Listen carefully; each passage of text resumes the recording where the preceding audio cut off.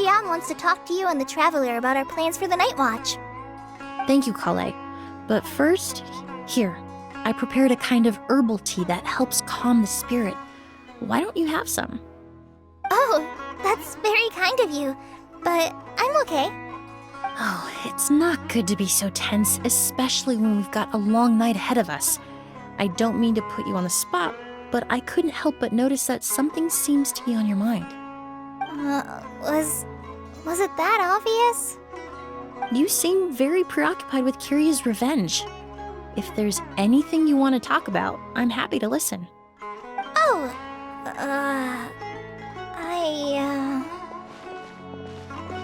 Hey, Emily, Kale. Oh, are we interrupting something? No, not at all. This will be easier to talk through with you here anyway. I've just been thinking. If Kiria has the capacity to commit murder while remaining completely undetected, why didn't he target Sylvain along with Lucien last night? There was just a single door separating them. If his intention was to target both brothers, then there was barely anything standing in his way. Don't you think? When I accompanied Sylvain to his room after Lucien died and saw how distraught he was, I suddenly realized. Maybe Kiria did that on purpose. Maybe he wanted Sylvain to experience the pain of losing a loved one before he completed his ultimate revenge. So did he attack Edgar as a warning then? To scare Sylvain and Lucien? Based on what we've heard about Kiria, that may very well be the case. Losing his sister all those years ago. What has been going through his head? What has he been forced to endure? Whenever I get to thinking like that, I just can't help but wonder. If I were in his place, would I be able to let go of that hatred? I'm sorry. I know I shouldn't think like that. Not after everything he's done. But I just can't help it. There's nothing wrong with the way you're feeling.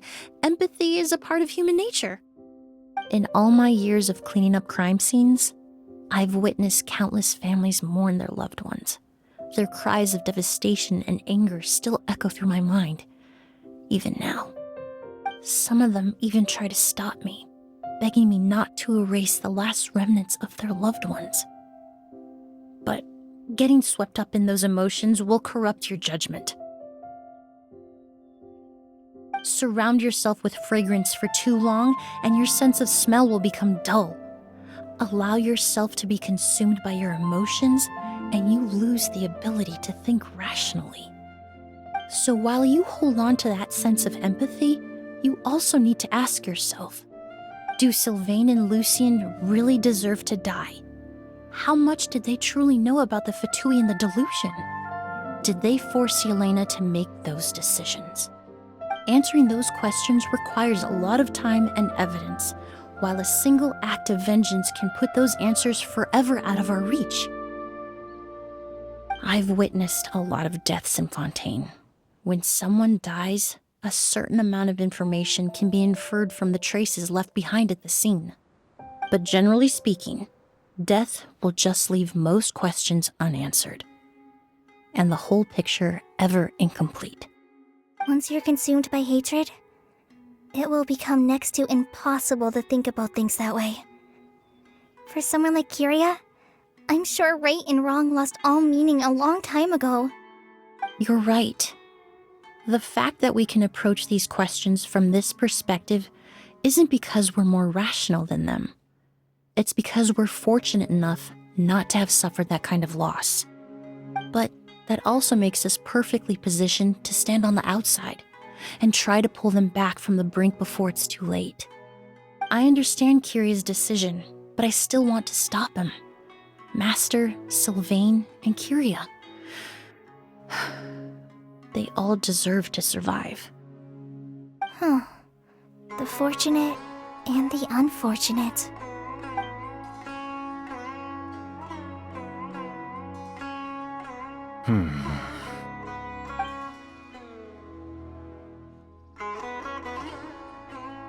Emily, Traveler. Huh? Edgar. you're here too? Oh, it's you two. Didn't you head back to your room to rest, Edgar? Is it really okay for you to be out and about like this? A little exercise never hurt anyone. Besides, I don't have much time left in Sumeru. So I'd like to take care of my plants while I still can.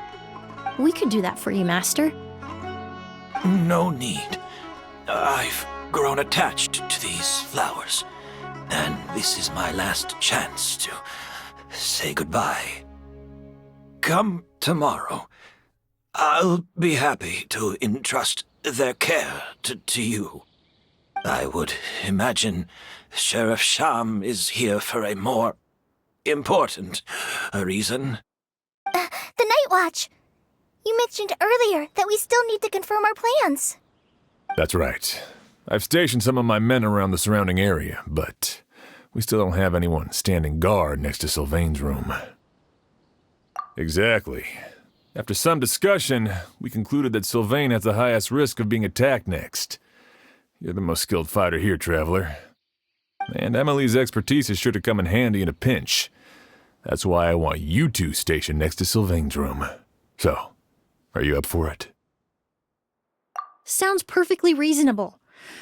I'll be glad to have your help tonight, Traveler.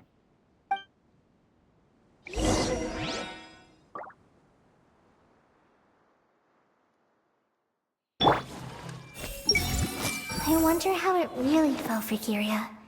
Finally getting his revenge. It's just one problem after another.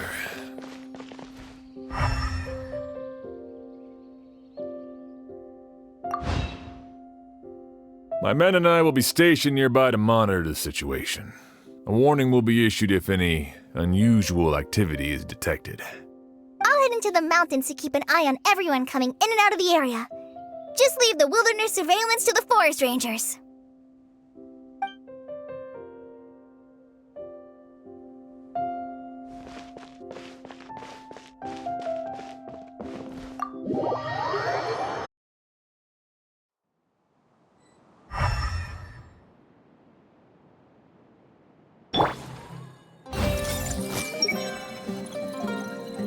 We can't let Kiria get away.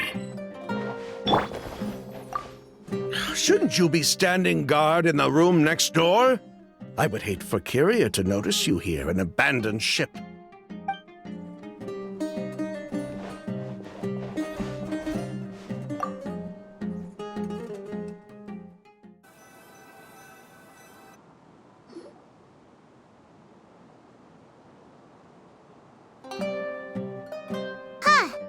Not a peep. Has Kiria given up on his revenge? Guess we'll have to keep at it.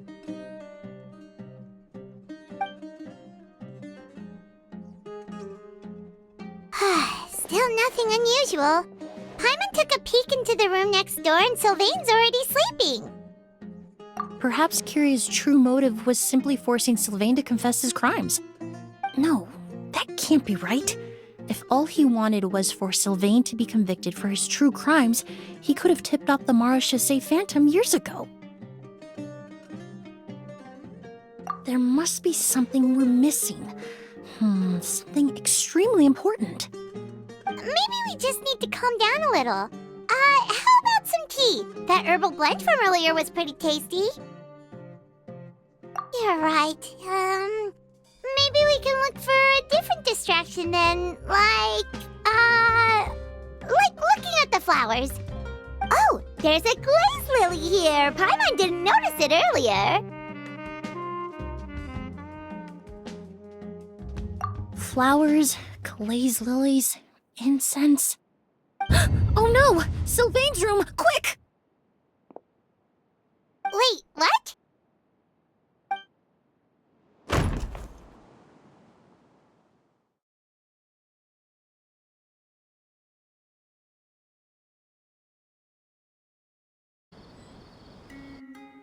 Hey, did you hear? Someone was attacked again last night. It was the older of the Merchant brothers, right? Yeah, I think his name was Sylvain. Poor guy was murdered in cold blood. First it was Mr. Edgar, then that merchant named Lucian, and now this. Listen up, everyone. This is an active crime scene. Please, no loitering. It's been 3 days and they haven't even caught a glimpse of the guy. What is going on? Do you think it could be the work of an evil spirit? I mean, how do you get away with something like that with so many people watching? Keep it moving, everyone. No loitering.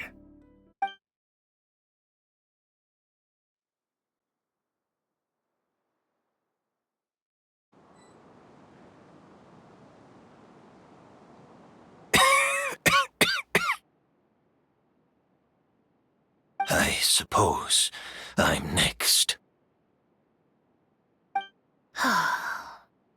You don't know that. Kyria already attacked you once, and you survived. Perhaps he doesn't consider your crime to be worthy of death. You were the only reason I managed to survive, Emily. I never did thank you for that, did I? Even if I wasn't there, Tainari was also in the vicinity. He would have been able to help. Is that so? I suppose I'm a very fortunate person then. I have exceptional students, caring friends, and the respect of my peers. If it is indeed my time to go, then I'll die without regrets. But Kyria has nothing. Yelena is gone. Now his enemies are too. It really makes you wonder if there's even a reason to keep on living. If you really want an answer, I suppose you'll have to ask Kyria himself once we finally catch him. Well, I hope it all goes well. Emily, there's something else I'd like to ask of you. With everything that's happened, holding the exhibition is off the table now.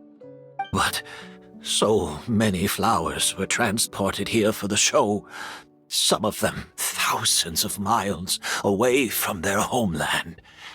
I can't let them wither away with no one to care for them.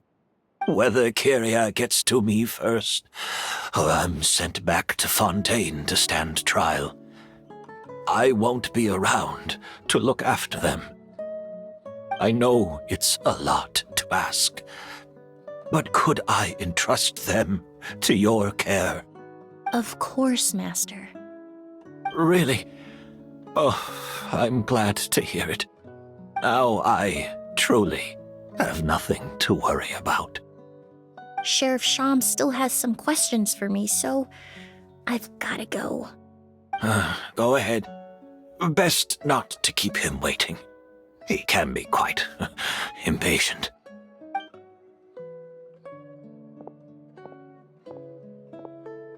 I'm sorry, Master.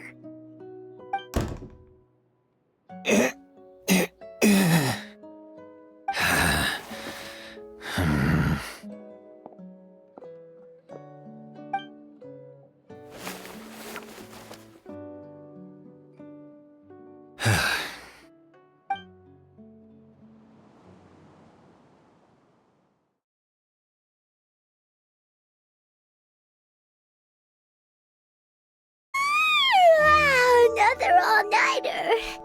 Paimon sure hopes Emily's plan will go well. Oh, but Kali still looks quite worried.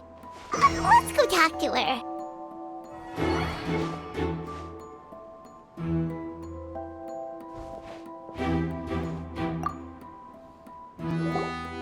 Emily still isn't back. I hope she didn't run into any trouble. Yeah, that's true. Traveler, I had my men start spreading the information you requested. The crowd is gone now too, but I have to admit, I'm not really sure what's going on. After listening to Emily's plan, I started getting the materials together and arranging personnel. I barely had a second to spare last night.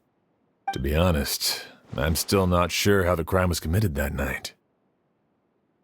The key clue was right in front of us the entire time! Let's go! We'll show you where the culprit hid a goose.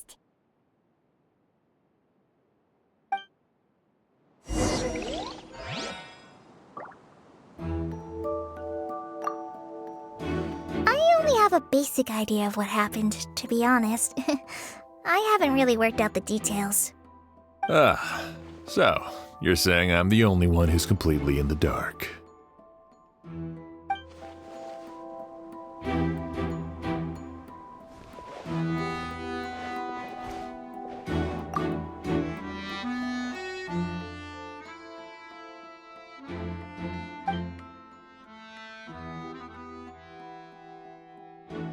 This is it! The Glazed Lily, huh? I think I've heard of it before. It's a flower from Liyue, right? Well, did you know it only blooms at night? Emily, you're back! Exactly as expected. A flower that only blooms at night. Ah, like the Neelitpala lotus. Exactly. Although the Neelitpala lotus wouldn't be a good substitute in this scenario. When it's closed, the gaps between the petals are too large. That's why Kiria chose the Glazed Lily as his mechanism. He would start by preparing an Agoost sample.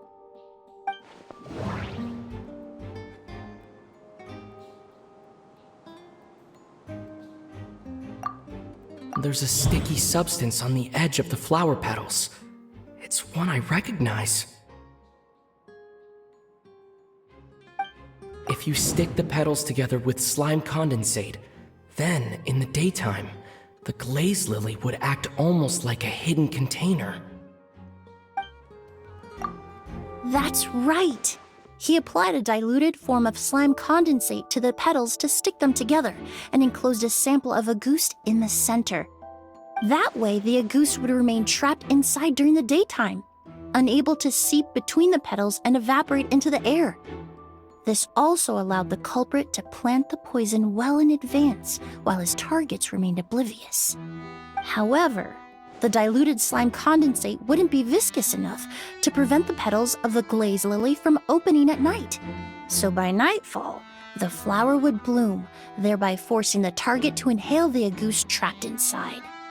And Kiria could execute his revenge without having to step foot inside the room during the night. By the next morning, the sample of Agoost would have nearly fully evaporated. The Glazed Lily would have already closed its petals, and any lingering odor would be concealed by the fragrance of the other flowers in the room. Wait a second.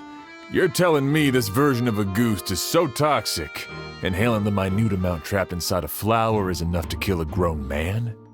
And how did Edgar even survive ingesting a whole bottle of the stuff? That's because Agoost is just as dangerous now as it was all those years ago. The level of toxicity has never changed. Only a small subset of people are truly at risk. Ah, you mean people who are sensitive to elemental energy. So it's just some sort of happy coincidence that Sylvain and Lucien are allergic to the stuff? That can't be right. They were involved in the operation all those years ago. If the stuff gave them a bad reaction, they would have known from the very start. I wouldn't use the word allergic necessarily. It's more like they're susceptible to its effects. But that distinction isn't important right now. You can think of it this way. It's not that Sylvain and Lucien are innately sensitive to elemental energy, but that Kiria found a way to ensure that they would be.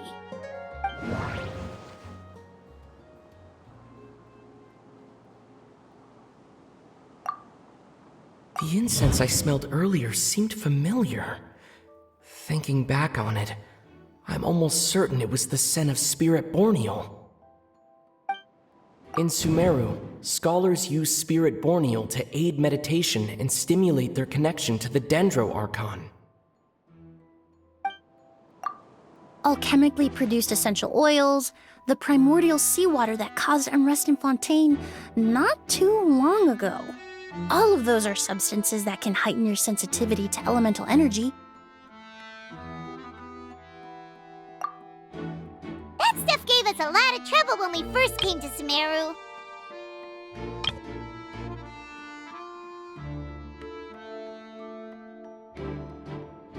Ah, yes. I definitely remember that. In Sumeru, it's not uncommon to use incense indoors, so its presence wouldn't arouse suspicion. The flowers in the room could also serve to mask the scent. Flowers were pretty important to this plan, huh? The glazed lily is native to Liyue. It would be completely unnatural to have one here in Sumeru if it weren't for the exhibition. What a coincidence. Actually, it's not a coincidence at all. No wonder he was willing to pay a small fortune to rent out the hotel. He probably used the mora Yelena left him, don't you think? That money was supposed to set him free. But in the end, it was just a tool for his revenge. There's a saying among forensic doctors in Fontaine: every step you take leaves a mark. But up until this point, we haven't been able to detect any trace of Kiria's activities. That's not because he was coming and going undetected, or because he's some kind of evil spirit, but because he's been disguised as someone else this entire time.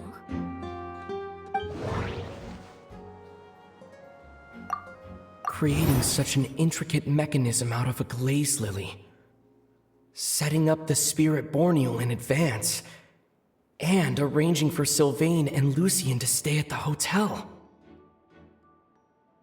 It all points to one person, the expert in charge of the entire exhibition.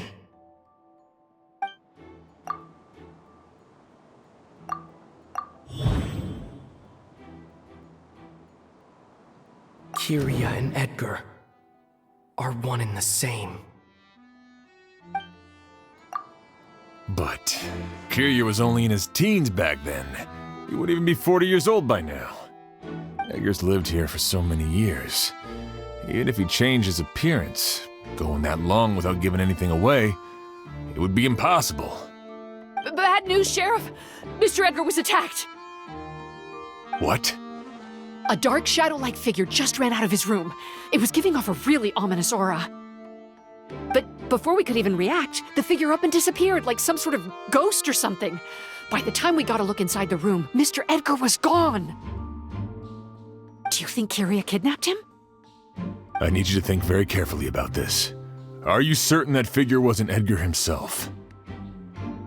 I mean, Mr. Edgar was so frail. I don't see how he could have moved that fast. It would seem Master decided to tap into an ill-advised source of power. What? But that's so dangerous with the condition he's in. It's... But why? Why would he do that? He's already accomplished his revenge. No. If his aim was to target everyone who had a hand in Yelena's death... If he left Sylvain alive yesterday, not out of a desire to see him suffer, but to confirm the truth about why Yelena chose to die... Then there's still one target left.